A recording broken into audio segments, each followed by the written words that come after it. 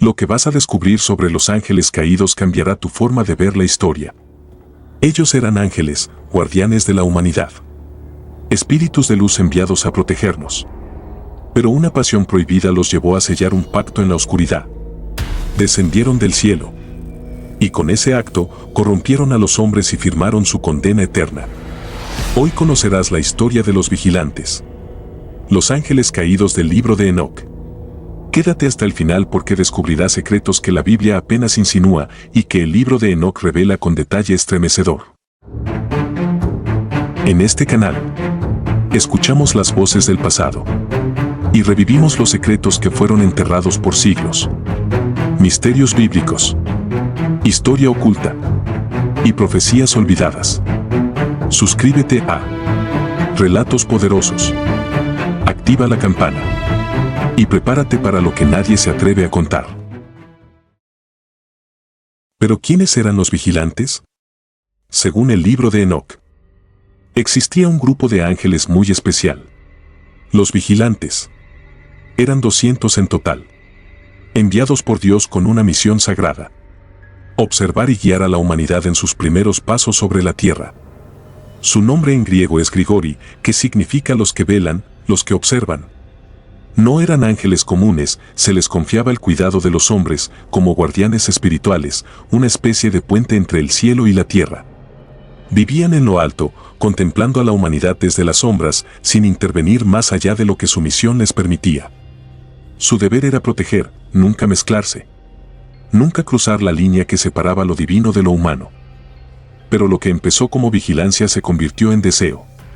Estos ángeles, resplandecientes y poderosos, quedaron fascinados por la belleza de las hijas de los hombres.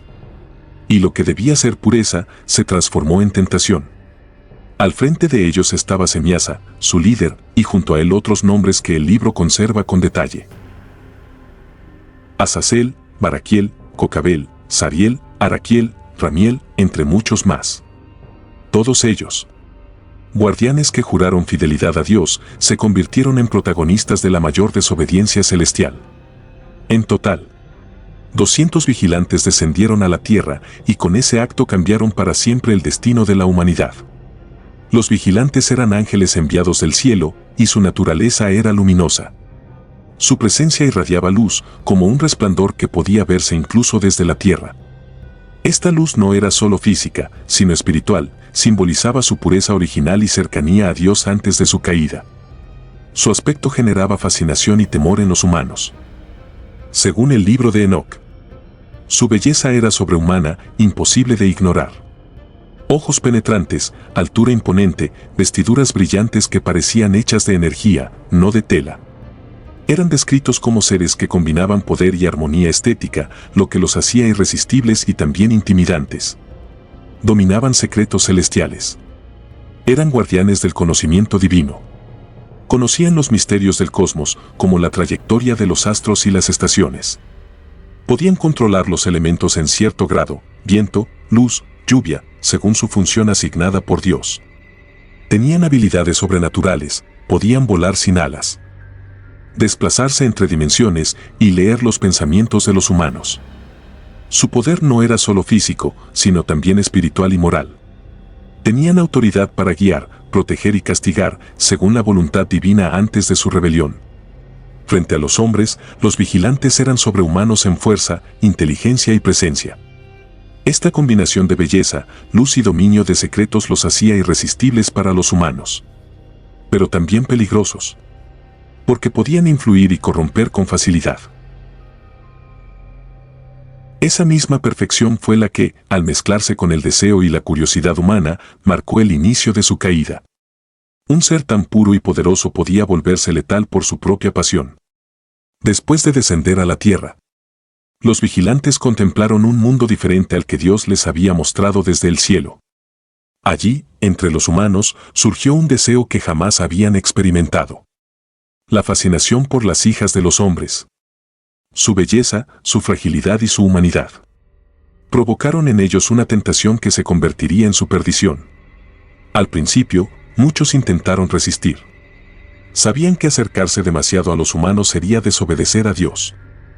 Sin embargo, la tentación crecía, y con ella, la duda. Si uno cae, ¿qué impedirá que caigamos todos? En ese momento, Semiasa, líder de los vigilantes, tomó la palabra. Su voz, profunda y resonante, cruzó la cima del monte Hermón. Si juramos hacerlo juntos, si todos nos comprometemos a esta acción prohibida, ninguno se retractará. Así compartiremos la culpa. Y ningún ángel estará solo ante la justicia de Dios. Fue un momento solemne y ritual. Los 200 ángeles alzaron sus manos, un gesto de pacto eterno, un juramento que uniría su destino para siempre. Cada uno selló con su espíritu lo que estaba a punto de ocurrir. Nadie dudó, todos aceptaron, conscientes de que su acción sería un acto de desobediencia colectiva. Se dice que la energía de este juramento fue tan poderosa que la tierra misma tembló bajo sus pies y el cielo se cubrió de una sombra momentánea, como si el mundo celestial hubiera presenciado el inicio de la corrupción.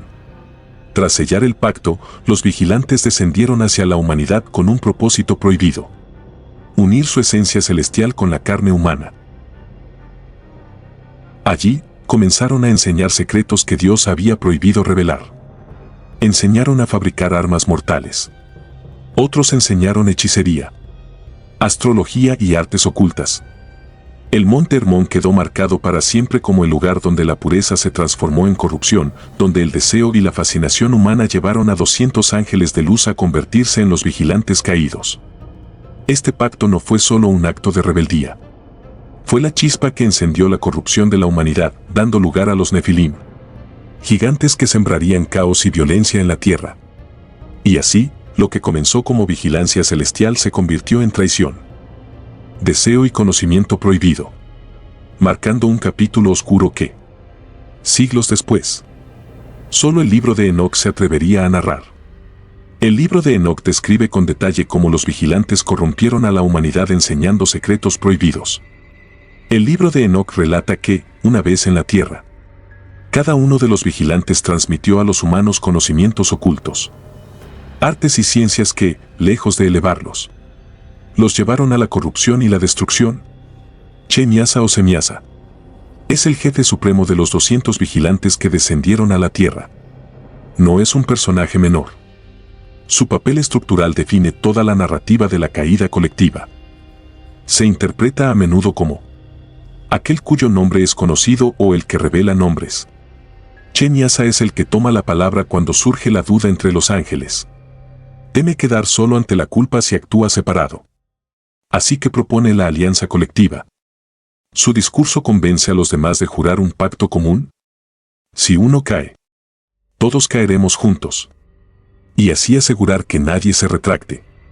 Esa lógica de mutualización de la culpa es lo que permite que el acto se haga en masa. A diferencia de Azazel, que enseña metalurgia, o Penemue, escritura, Semiasa se presenta más como instigador y organizador, da la idea, organiza el acto y legitima la rebelión en grupo. ¿Qué enseñó Semiasa? En varias traducciones Semiasa es asociado con encantamientos, maldiciones y hechicerías. Es decir, pudo ser quien transmitió fórmulas mágicas y conjuros generales. No una técnica material específica. Más allá de un saber concreto.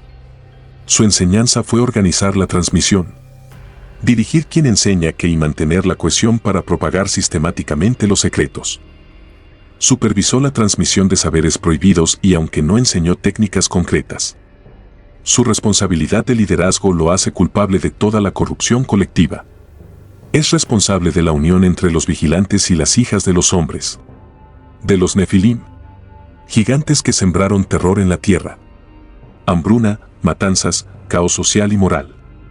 Es responsable de las guerras humanas iniciadas con el conocimiento de Azazel y Gadriel, la corrupción espiritual de la humanidad, la proliferación de la brujería y hechicería que Penemue enseñó. Y aunque Semiasa es encadenado y condenado a prisión hasta el gran juicio, no deja de ser el arquitecto de la caída.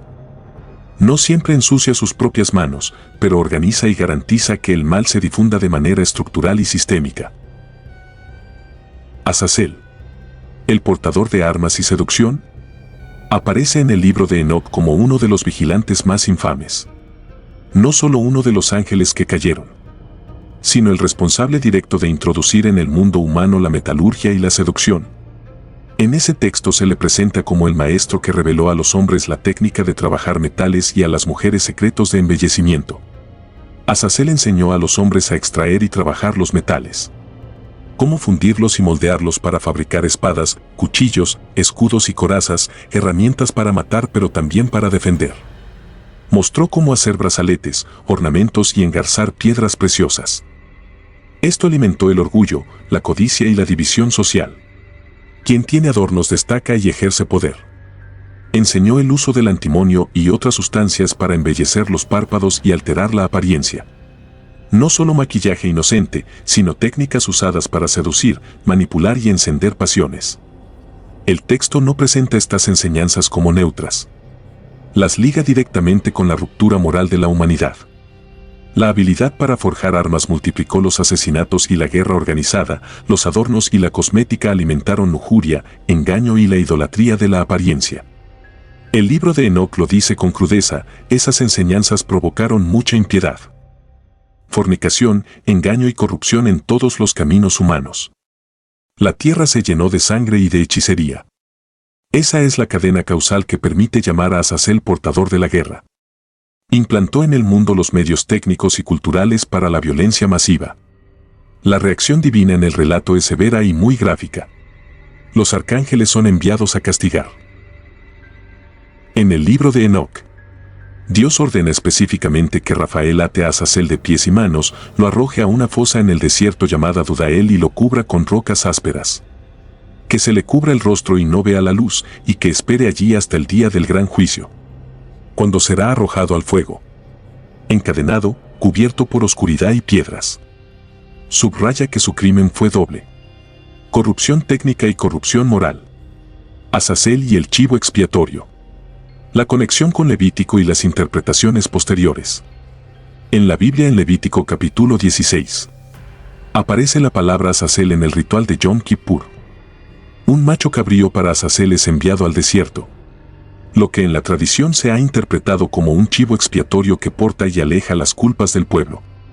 El libro de Enoc lo transforma.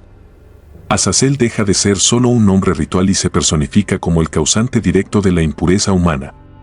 Los estudiosos debaten si en Levítico Azazel era originalmente un término para la cabrita que se envía, o si representa a un demonio al que se arroja la culpa. La tradición de Enoc claramente lo convierte en figura demoníaca, el maestro del mal. Cocabiel. Constelaciones. Es uno de los ángeles más enigmáticos de toda la tradición apócrifa. En el libro del ángel Raziel aparece como santo, un guardián de los secretos del cielo, vinculado a la luz de las estrellas. Pero en el libro de Enoc se convierte en un vigilante caído, el ángel que enseñó a los hombres a leer las constelaciones y con ello encadenó a la humanidad a la superstición. Otros textos van más allá. Aseguran que Cocabiel comanda un ejército de 365.000 espíritus. Tantos como los días multiplicados del sol, como si cada jornada y cada astro respondieran a su voz. ¿Era un ángel de Dios o un traidor cósmico? Esa es la paradoja de Cocabiel. El ángel de las estrellas. Su nombre mismo remite a las estrellas. Las raíces del nombre Cocab significan estrella o astro. De modo que Cocabiel aparece como literalmente el ángel de las estrellas o estrella de Dios. Enseñó las constelaciones no como un acto académico. En el mundo antiguo el conocimiento de las constelaciones abría varias puertas prácticas y simbólicas. Entre las funciones concretas estaban mapear el cielo y nombrar agrupaciones de estrellas. Crear un sistema de figuras, lo que hoy llamamos constelaciones, para identificar estrellas fijas y sus posiciones relativas. La base de cualquier catálogo estelar. Esto era conocimiento técnico y cultural. Cálculo del tiempo y del calendario. Las constelaciones marcan estaciones, indican cuándo sembrar o cosechar y permiten construir calendarios basados en la aparición o desaparición de ciertos asterismos. Enseñar las constelaciones equivalía a dar a la gente herramientas para medir y organizar el año. Navegación y orientación. Las formaciones estelares se usaban para orientarse durante viajes y migraciones. Conocerlas significaba dominar rutas y saber dónde y cuándo moverse. Interpretación de señales celestes.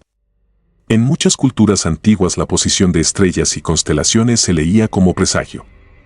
Se buscaban señales para las cosechas, la guerra o la salud del reino. Ese puente entre observación y significado es la semilla de la astrología y adivinación. Cuando Cocabiel enseñó las constelaciones, no entregó solo nombres para la observación. Entregó mapas del tiempo, instrumentos de poder social y criterios para atribuir sentido y destino a los eventos humanos. Les mostró a los hombres cómo dividir la oscuridad en figuras, cómo leer la marcha de los astros como si fueran letras del destino. Lo que enseñó fue el arte de medir el tiempo, de labrar calendarios, de encontrar rutas en la noche. Y, al mismo tiempo, la puerta por la cual los mortales empezarían a leer el porvenir y a encadenarse a augurios. ¿Por qué Enoc considera peligroso ese conocimiento? El libro de Enoc presenta las enseñanzas de los vigilantes, incluido Cocabiel, no como progreso benigno, sino como un regalo que corrompe. El texto explica que la tierra se llenó de violencia, hechicería y perversión, porque esos saberes fueron usados para dominar, para manipular el destino y para practicar adivinación y magia. En esa lógica, saber leer las estrellas dejó de ser ciencia útil y pasó a ser una herramienta de orgullo, control y hechicería. Concretamente para Cocabiel, enseñar las constelaciones facilitó la formación de sistemas astrológicos y de augurio que los hombres y los gobiernos pudieron usar para justificar decisiones, legitimar poder o invocar fuerzas ocultas. En la narrativa de Enoc, ese conocimiento acelera la ruptura entre lo humano y lo divino. Los hombres ya no dependen únicamente de Dios, sino de signos celestes que pueden manipular o interpretar. Nació también la superstición que encadenaría a la humanidad. Sariel o Suriel. Los cursos de la luna y los calendarios ocultos. Transmitió a los hombres el conocimiento sobre los movimientos y ciclos lunares. Cursos de la luna no es poesía, en el lenguaje antiguo significa conocer y medir el ciclo sinódico de la luna y sus fases, luna nueva, cuarto, llena, menguante, la duración promedio de una lunación y la manera en que esas lunaciones se encajan en un año. Ese saber incluye cómo contar meses lunares y cómo relacionarlos con las estaciones. En otras palabras, la base del calendario lunar o lunisolar. Dio poder práctico inmediato para poder crear meses y fijar festividades, saber cuándo cae la primera luna nueva, el mes sagrado o la fecha de la siembra o la cosecha. Las sociedades antiguas usaban calendarios lunares o lunisolares para agricultura y rituales. Calculaban intercalaciones, tenían que añadir un mes extra para que las lunaciones vuelvan a concordar con las estaciones. Sin esto, las fiestas agrícolas se desplazarían fuera de estación. Lo usaban para la navegación y orientación básica nocturna. Conocer dónde están las fases y ciertas estrellas ayudaba a orientarse en viajes nocturnos. Ese conocimiento era, por tanto, técnico y estratégico. Planear cultivos, fijar impuestos, organizar sacrificios. Legitimar poder político religioso. En el relato enóquico los vigilantes no solo pasan saber, lo entregan sin la autoridad ni la ética divina. El problema, según Enoc, es mucho mayor porque da parte a la transformación del saber en arte de adivinación y control. Con el tiempo el conocimiento lunar se usó para hacer augurios, astrología y predicciones, es decir, para pretender leer o controlar el destino. Enoc enlaza esas enseñanzas con hechicería, orgullo y prácticas que corrompen a la humanidad.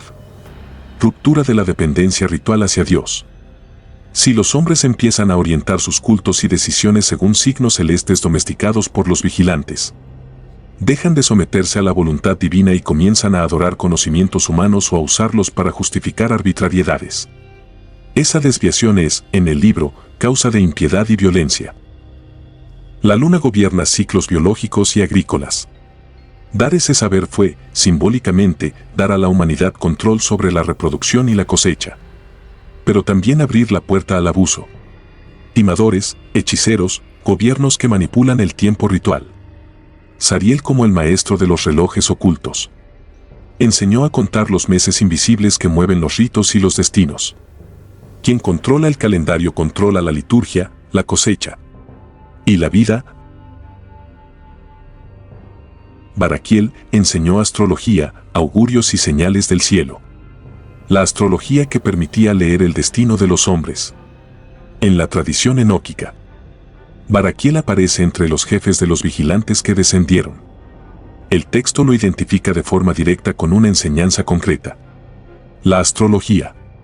Es decir, no solo observación del cielo, sino el arte de interpretarlo para inferir sucesos en la tierra y destinos humanos. ¿Qué significa enseñar augurios y señales del cielo? En el mundo antiguo, señales del cielo no eran metáforas. Eran presagios vinculados a fenómenos reales como los eclipses, conjunciones planetarias, cometas, estrellas que aparecen con el amanecer o salidas celíacas. La astrología surgió como un sistema para leer esos signos y asociarlos con eventos terrenales como reyes, guerras, cosechas o con la vida de cada persona. Enseñar astrología implicaba transmitir al menos 3 prácticas. Astrología mundana, todo lo referente a reinos y ciudades. Asociar fenómenos celestes a la suerte del rey o del estado. Por ejemplo, interpretar un eclipse lunar como mal augurio para un monarca o campaña militar.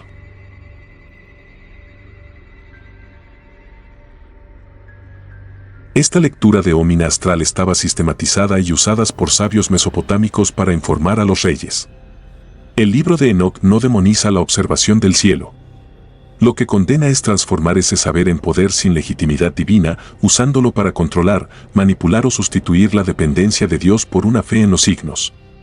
Por eso, tras enumerar estas enseñanzas, afirma que la impiedad y la corrupción se multiplicaron y el clamor de los hombres subió al cielo. En suma, leían el cielo como un libro divino. Cada eclipse, cada estrella fugaz, cada brillo inusual de Venus era un mensaje que podía anunciar la ruina de un rey, la guerra, la peste o la prosperidad. Fuera del mito, sabemos que en Mesopotamia y luego en el mundo helenístico se consolidó un complejo sistema de ómina o presagios astrales que acabó dando forma a la astrología clásica llamada zodiaco, cartas natales y otros. Pero lo que parecía sabiduría, pronto se convirtió en superstición y miedo. Tipos de ómina astral o presagios que los antiguos interpretaban como mensajes de los dioses en el cielo. Ómina de la luna. La luna era el cuerpo más observado porque cambia rápido.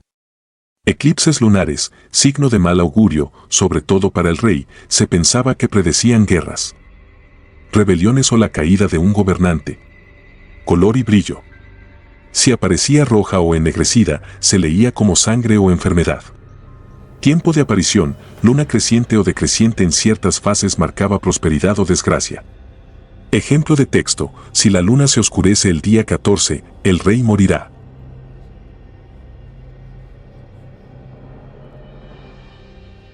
Ómina del sol. El sol, aunque más constante, también era leído. Eclipses solares. Temidos como señales directas contra el trono o todo el reino. Halo solar. Interpretado como aviso de guerra o plagas. Amanecer extraño, si el sol salía cubierto de nubes rojas o negras, era anuncio de sangre o peste. Ejemplo: si el sol se levanta con un halo, los enemigos rodearán al país. Ómina de las estrellas y constelaciones. Helíacas, primera aparición de una estrella tras el sol. Marcaba estaciones agrícolas o batallas. Estrella que cae o meteoros. Señal de muerte de reyes o destrucción de ciudades. Brillo inusual de Júpiter, Venus, Marte. Cada planeta tenía su rol. Júpiter representa al rey, Venus el amor o la guerra, Marte la sangre. Ejemplo: si Venus brilla intensamente al amanecer, habrá victoria en las batallas.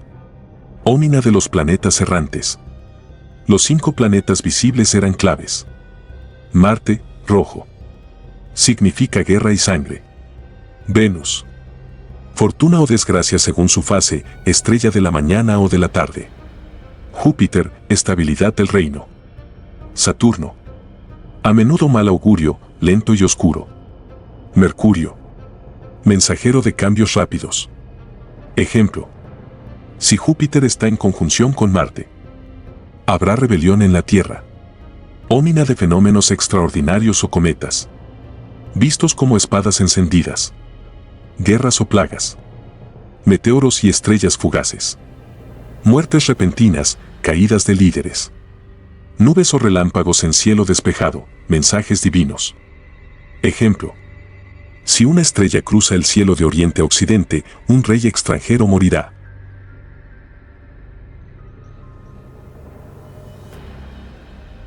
Penemue enseñó la escritura prohibida. En 1 de Enoc 69, 8 al 11.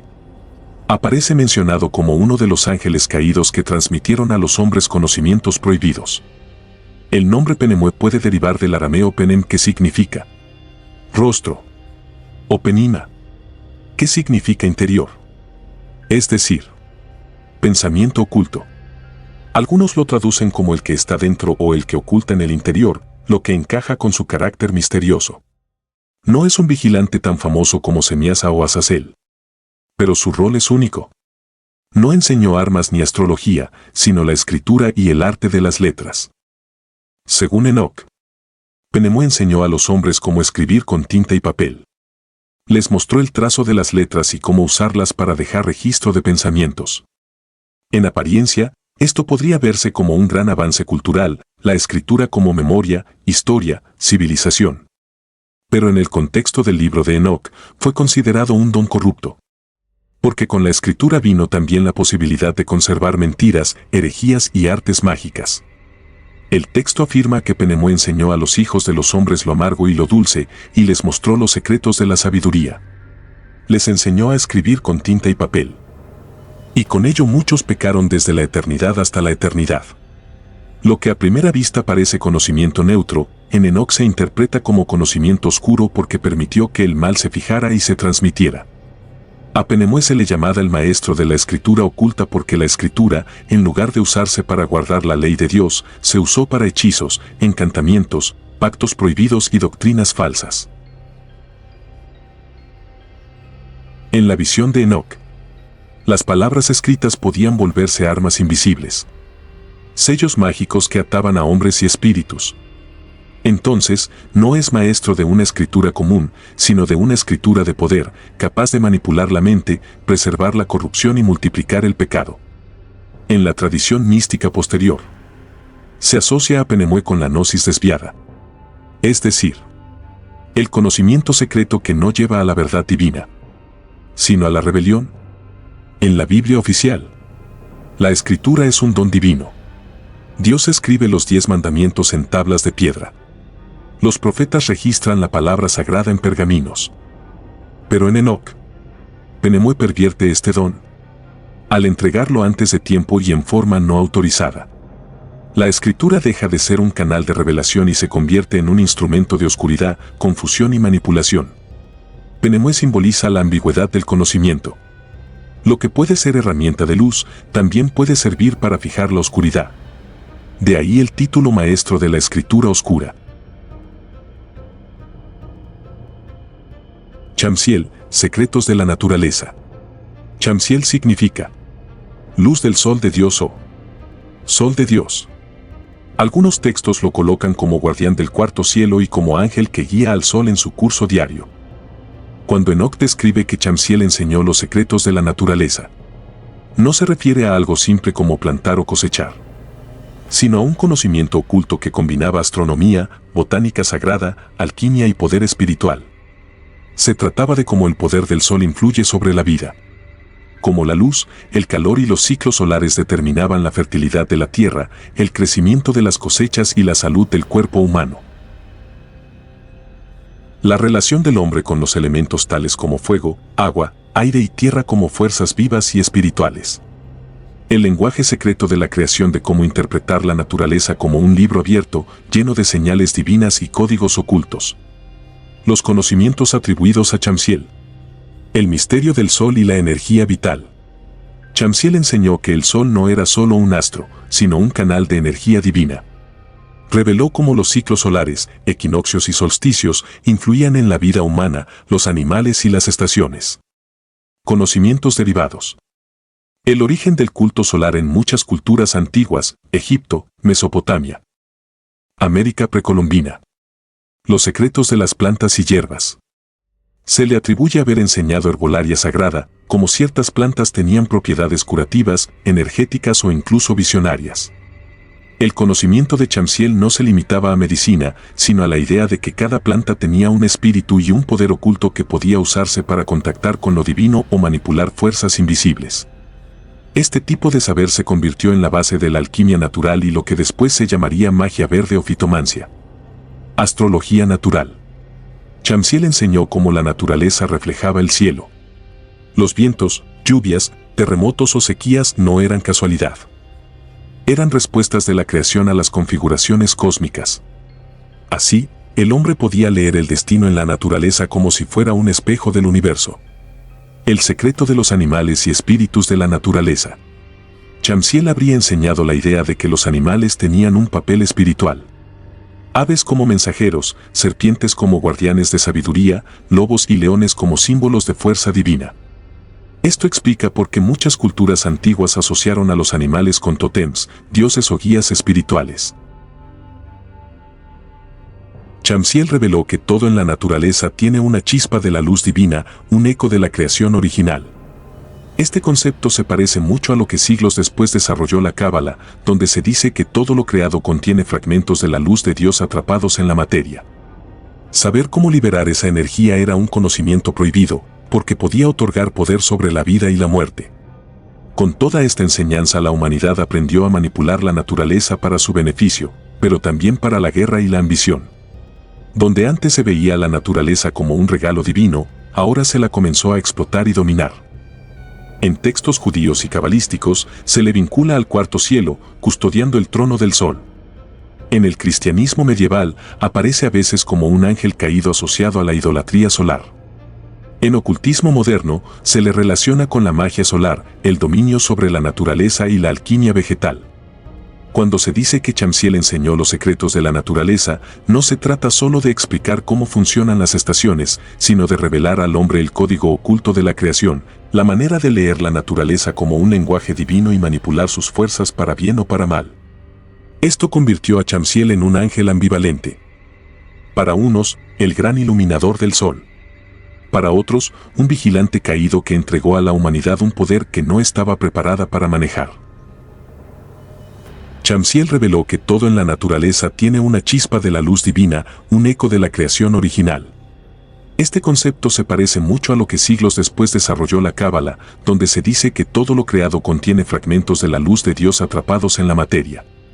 Saber cómo liberar esa energía era un conocimiento prohibido, porque podía otorgar poder sobre la vida y la muerte. Con toda esta enseñanza la humanidad aprendió a manipular la naturaleza para su beneficio, pero también para la guerra y la ambición. Donde antes se veía la naturaleza como un regalo divino, ahora se la comenzó a explotar y dominar. En textos judíos y cabalísticos se le vincula al cuarto cielo, custodiando el trono del sol. En el cristianismo medieval aparece a veces como un ángel caído asociado a la idolatría solar. En ocultismo moderno se le relaciona con la magia solar, el dominio sobre la naturaleza y la alquimia vegetal. Cuando se dice que Shamsiel enseñó los secretos de la naturaleza, no se trata solo de explicar cómo funcionan las estaciones, sino de revelar al hombre el código oculto de la creación, la manera de leer la naturaleza como un lenguaje divino y manipular sus fuerzas para bien o para mal. Esto convirtió a Shamsiel en un ángel ambivalente. Para unos, el gran iluminador del sol. Para otros, un vigilante caído que entregó a la humanidad un poder que no estaba preparada para manejar. Araquiel es el revelador de los secretos de la tierra. Su nombre puede significar luz de Dios o tierra de Dios. Su dominio era el suelo mismo, los misterios de la geografía, las piedras y minerales. A él se le atribuye haber revelado cómo manipular la tierra para obtener metales, construir armas y levantar fortalezas. También introdujo el secreto de la alquimia primitiva, corrompiendo la relación del hombre con la creación. Enseñó a los hombres los secretos de la tierra. Esto se interpreta como geología y magia terrestre, como reconocer minerales, gemas y metales, como excavar y manipular el suelo, como usar la tierra en rituales de invocación. Araquiel introdujo el arte de la minería y la alquimia, lo cual abrió la puerta al uso de metales no solo para construir, sino también para la guerra y la idolatría. Crearon ídolos tallados en piedra preciosa. Su enseñanza transformó el suelo de la creación en una fuente de ambición y poder, desviando al hombre de su relación espiritual con Dios hacia la codicia material. Damiel o Casdeja, también escrito Casdella o Casdalle. El corruptor de los cuerpos. Transmitió secretos de alquimia, venenos y hierbas, pero sobre todo enseñó a los hombres la adivinación por el agua, una práctica que se volvió ritual prohibido en muchos pueblos antiguos. Se le asocia también con los oráculos de espejos y lagos oscuros. El pasaje que define su papel aparece en la enumeración de los ángeles y sus enseñanzas en 1 de Enoc capítulos como 8 y 69 en las traducciones clásicas. Allí se dice, en versiones traductoras: y el quinto fue llamado Casdeja. Este mostró a los hijos de los hombres todas las malvadas golpizas, mordeduras de los espíritus y de los demonios. Y las golpizas que afectan al embrión en el vientre para que perezca. Y las mordeduras de la serpiente, y las golpizas que vienen por la ardiente hora del mediodía. Enseñó a los hombres maldades contra el cuerpo. Reveló prácticas de abortos, brujería y cómo corromper la carne. Se le considera el corruptor de la vida, el que ataca la creación de Dios desde el vientre. Todas las malvadas golpizas o aflicciones de espíritus y demonios. En la mentalidad antigua, muchas enfermedades, ataques mentales o pérdidas inexplicables se interpretaban como acción de espíritus. Revelan no solo que existen, sino cómo provocarlas, identificar sus efectos o manipularlas. Esto abre la puerta a la noción de magia maligna que actúa sobre el cuerpo y la mente. Las golpizas que afectan al embrión en el vientre, para que perezca, interpretado por tradiciones como enseñanza de abortos. Literalmente habla de golpes o ataques al embrión en el vientre para que perezca. En contextos modernos se traduce y se entiende como enseñanza de métodos para provocar la pérdida del embarazo. El texto no da instrucciones concretas, no es manual técnico, sino que denuncia la enseñanza demoníaca de técnicas que quitan vida prenatal. En la antigüedad muchas culturas explicaban pérdidas gestacionales por acción sobrenatural, es decir, por demonios o maleficios, y existían recetas médicas y rituales, a veces inseparables de prácticas mágicas, que buscaban prevenir o, en ocasiones, provocar abortos. Enoc acusa a los vigilantes de haber inyectado a la humanidad la idea y la práctica de destruir la vida humana en el vientre, vista en el libro como una transgresión grave. Por seguridad y ética, estamos describiendo lo que el texto afirma y cómo lo traduce la tradición académica. Que quede claro que no se están dando detalles operativos ni instrucciones sobre cómo hacerlo. Mordeduras de la serpiente. El texto menciona mordeduras de la serpiente como otro de los males que Casdeja reveló. Puede leerse literal venenos y mordeduras venenosas. Como producir o aprovechar toxinas y simbólicamente la serpiente como símbolo de mal, engaño y enfermedad. Muchos traductores y comentaristas ven aquí una referencia a venenos, enfermedades transmitidas por animales y artes de daño corporal. Las golpizas que vienen por la ardiente hora del mediodía. El texto señala enfermedades o golpes que ocurren a la hora del mediodía o la hora más ardiente. Puede tener varias interpretaciones como golpes de calor, insolación y otras dolencias debidas a la exposición solar extrema. Efectos misteriosos o demoníacos asociados a la hora del día. En muchas tradiciones, ciertos momentos eran especialmente peligrosos por la actividad de espíritus. Remisión metafórica a ataques súbitos de enfermedad o fuerzas que actúan en momentos concretos. En conjunto, la enumeración sugiere que Casdeja compartió con los hombres conocimientos que atacan directamente la fisiología y la integridad del cuerpo. La transmisión de este conocimiento lo hace una herramienta de corrupción. Enseñar a borrar la vida prenatal, a invocar aflicciones demoníacas o a manipular venenos es una inversión del orden creado del cuidado de la vida a su destrucción. Por eso Casdeja se vuelve arquetipo del corruptor del cuerpo. Todo esto tiene contexto histórico y antropológico. ¿Por qué esto aparece en varias culturas? Muchas sociedades antiguas relacionaban abortos, mortinatos y enfermedades inesperadas con fuerzas sobrenaturales. Existían remedios médicos que hoy llamaríamos empíricos y también rituales mágicos. En ese mundo no era raro que un texto teológico identifique ciertas prácticas dañinas como enseñanzas demoníacas. Estudios modernos, comentarios y traducciones académicas muestran que el pasaje funciona como explicación moral de por qué en la tierra abundaron violencia y muerte antes del diluvio. Algunos comentaristas ven en Casdeja una figura que representa la invención de técnicas médicas perversas. Otros remarcan el elemento demonológico.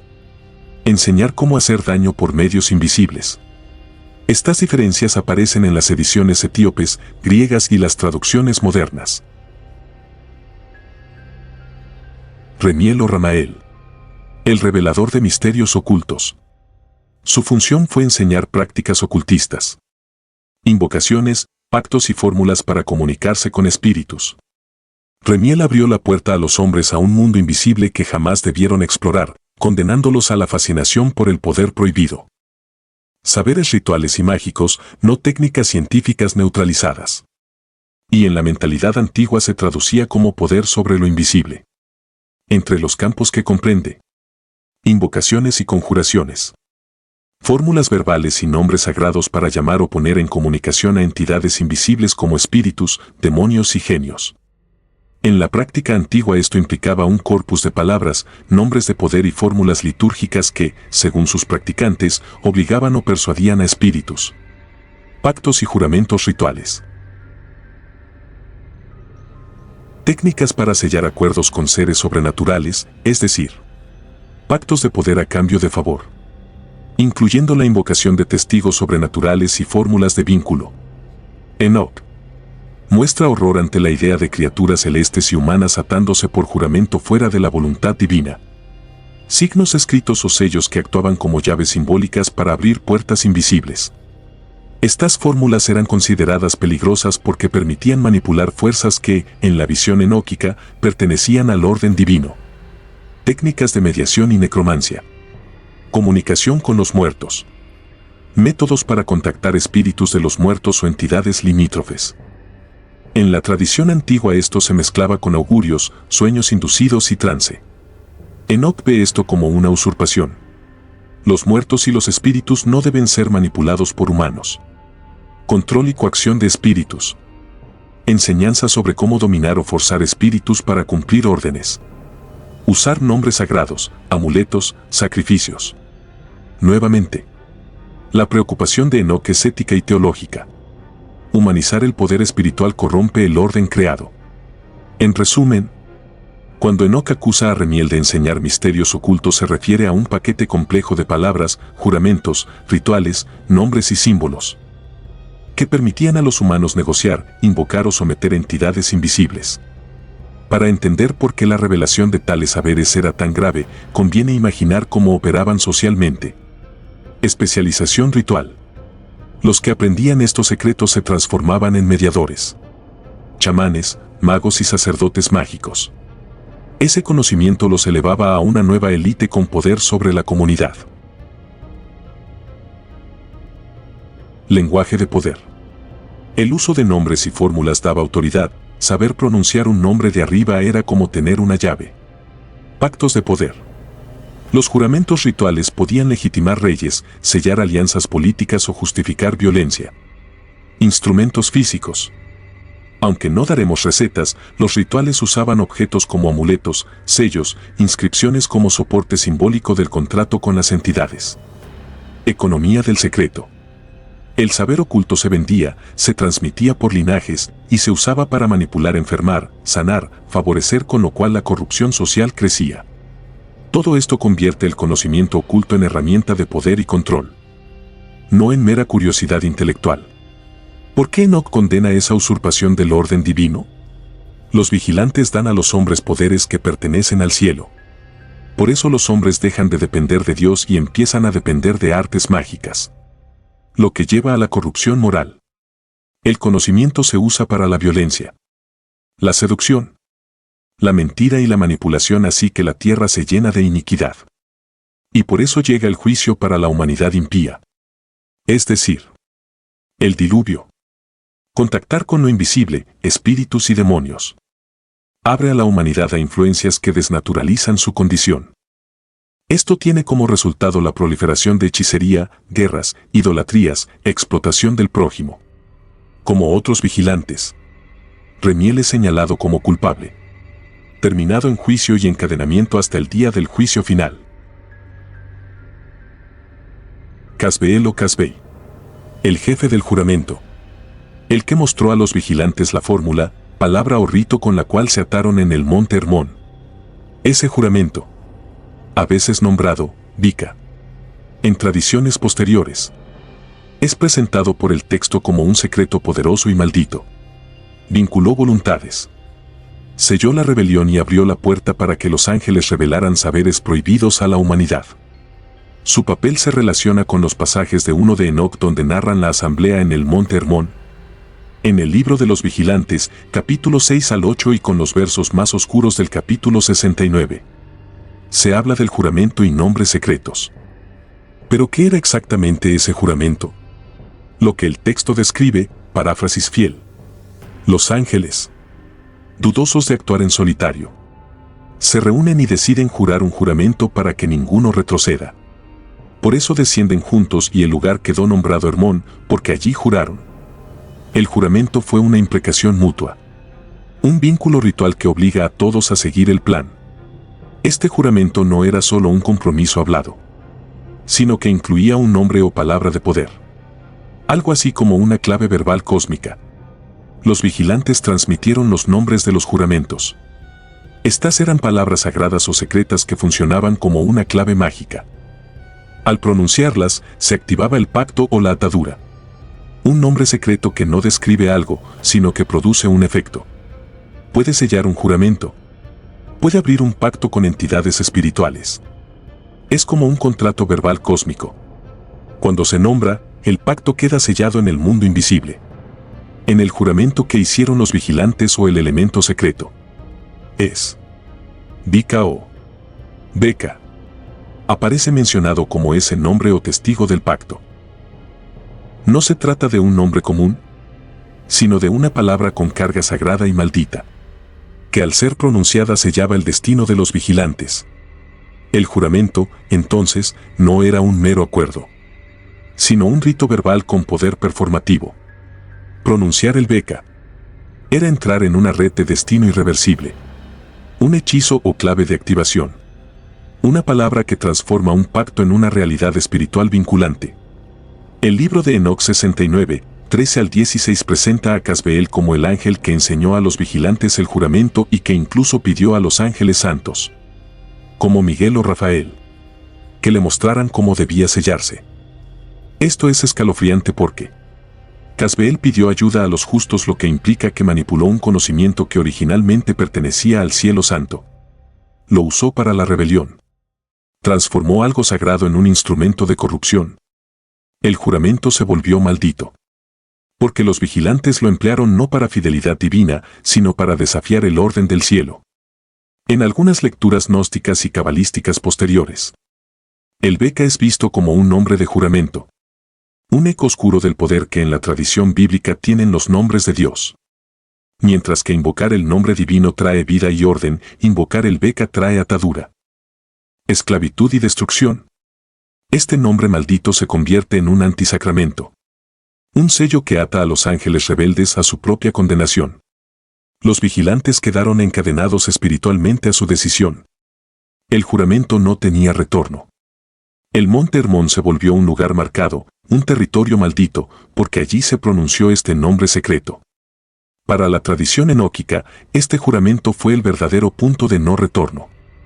El momento en que los ángeles dejaron de ser solo rebeldes y se convirtieron en corruptores del mundo. Gadriel, el que engañó a Eva. Según este capítulo, fue él quien introdujo la mentira en el Edén. Enseñó a los hombres cómo fabricar armas de guerra como espadas, cuchillos, escudos, corazas y técnicas de combate. Este vigilante se le atribuye doble culpa, porque introdujo el pecado en los orígenes de la humanidad y después provocó derramamiento de sangre. No es una figura principal en los textos canónicos, pero sí destaca en 1 de Enoc y en tradiciones derivadas. Dentro del libro de los vigilantes en la primera sección de 1 de Enoc, Gadriel figura entre los ángeles que descendieron y transmitieron saberes prohibidos a la humanidad. El texto dice: el que mostró a los hijos de los hombres los golpes de muerte. El que condujo a Eva en error. Es decir, en la tradición enóquica, la serpiente del Edén no era solo un animal, sino un agente espiritual. Gadriel es visto como el engañador primordial y también como el maestro de la violencia. En listas posteriores y comentarios apócrifos se le asignan acciones concretas. Entre ellas, la enseñanza de la fabricación de armas y en algunas tradiciones. El papel de engañador en el jardín. La figura de Gadriel es más prominente en literatura apócrifa y en tradiciones extracanónicas. En la Biblia hebrea el agente del engaño en el Edén es la serpiente. Y la identificación de un ángel concreto es una lectura posterior propia de algunos textos judíos y cristianos apócrifos. El que engañó a Eva. En Génesis. El texto canónico. El engaño de Eva se atribuye a la serpiente. Pero aquí, Enoc lo nombra como la fuerza espiritual detrás de la serpiente. Gadriel. Fue instrumental en la caída. Ya sea corrompiendo la percepción de Eva, enseñándole malicia o actuando como intermediario para el mal. No siempre se trata de una acusación literal como un ángel físicamente hablándole a Eva, sino de una relocalización simbólica del origen del pecado. Mientras Génesis muestra una figura animal como agente, las tradiciones apócrifas personalizan el mal en nombres angelicales para explicar la transmisión del mal desde el cielo a la tierra. Aunque Enoc no dice que Gadriel tuviera contacto físico con Eva, el engaño fue verbal y espiritual. Es decir, usó la mentira. Así, el engaño fue introducir la mentira. Es decir, convencer a Eva de que la prohibición divina no era absoluta y que podía alcanzar sabiduría prohibida.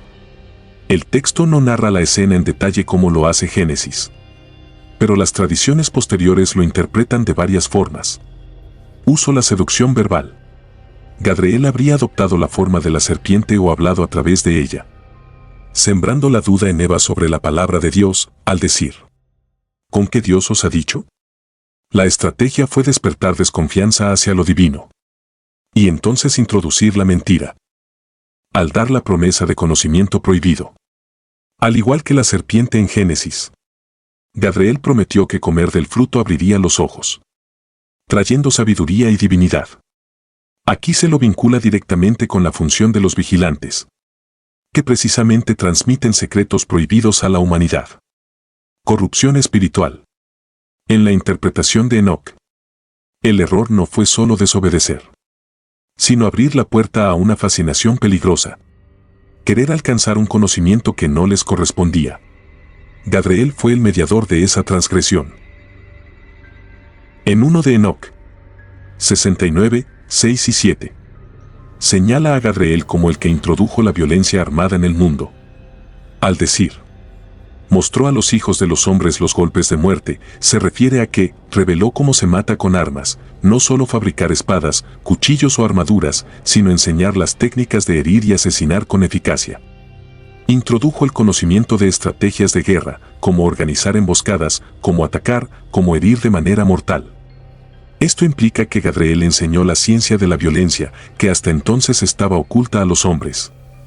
En otras palabras, Gadriel no solo trajo las armas que según algunos pasajes se atribuyen también a Azazel, sino que enseñó cómo usarlas para infligir la muerte, abriendo la puerta a guerras, asesinatos y destrucción. Lo que hemos descubierto sobre los vigilantes, los ángeles caídos que la Biblia ocultó, es tan fascinante como aterrador. Chem y Asa, Azazel, Gadriel y los demás no solo rompieron las reglas divinas, introdujeron a la humanidad en secretos prohibidos que nunca debieron conocer. La guerra, la seducción, la astrología, la magia y la corrupción del conocimiento. Cada uno de estos ángeles caídos enseñó algo que alteró el curso de la historia humana. Azazel nos mostró cómo forjar armas y adornos que seducen. Gadriel engañó a Eva y llevó la violencia al mundo. Chem y Asa organizó la caída, asegurando que el pecado se volviera colectivo. El resultado: gigantes que sembraron terror, hechicería que corrompió el alma y un mundo donde el conocimiento y el poder prohibido comenzaron a dominar sobre la pureza original de la humanidad. Y aunque fueron castigados y encadenados por los arcángeles, su legado oscuro sigue resonando en la historia de la humanidad. Cada mito, cada relato apócrifo y cada sombra de conocimiento oculto apunta a un mismo hecho. La curiosidad y la desobediencia pueden abrir puertas que nunca se deben cruzar. Si pensabas que los ángeles solo guiaban, este relato demuestra que incluso las fuerzas celestiales pueden caer, corromper y dejar cicatrices eternas. ¿Te atreves a mirar más allá del velo? ¿Qué te pareció este relato? Cuéntamelo en los comentarios. Me encantaría saber tu opinión. Y si este video despertó tu curiosidad, suscríbete a Relatos Poderosos y activa la campana para notificaciones, porque aún quedan muchos secretos por revelar. Comparte el enlace con alguien que también se atreva a descubrir lo que otros prefieren callar.